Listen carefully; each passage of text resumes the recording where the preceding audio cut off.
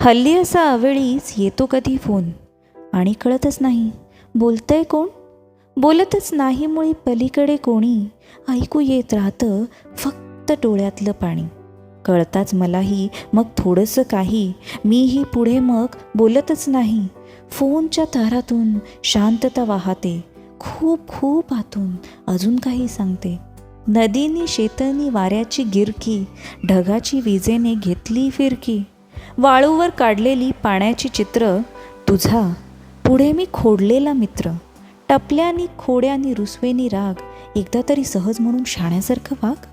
हसायचे ढिगभर नि लोळून लोळून, बोलायचे थोडेच पण घोळून घोळून. वडाचे झाड आणि बसायला पार, थंडीमध्ये काढायची उन्हात धार. कॉफी घेऊन थोडेसे बोलायचं कडू, हसताना पाहायचं येतं का रडू. बोलायचे गाणे आणि बोलायची चित्र, नुसतीच सहीकडून धाडायची पत्र. क्षणांना यायची घुंगरांची लय, प्राणांना यायची कवितेची सय. माणूस आहेस गलत पण लिहितोस सही, पावसात भिजलेली कवितांची वही. पुन्हा नीट नव्याने लिहित का नाहीस. काय रे, काही आठवतंय का नाही. शब्दसुद्धा नाही तरी कळे असे काही, हातामधला हातसुद्धा चितकं बोलत नाही. हल्ली असा वेळीच येतो कधी फोन आणि कळतच नाही बोलतंय कोण. दोन्हीकडे अबोला आणि मध्यात कल्लोळ, छातीमध्ये घुसमटतात हंबरड्याचे लोळ.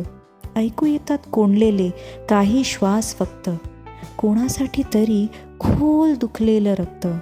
गरम होतात डोळे नि थरथरतो हात, सरकन निघते क्षणांची कात. उलटे नि सुलटे कोसळते काही, मुख्यानेच म्हणतो नको आता नाही.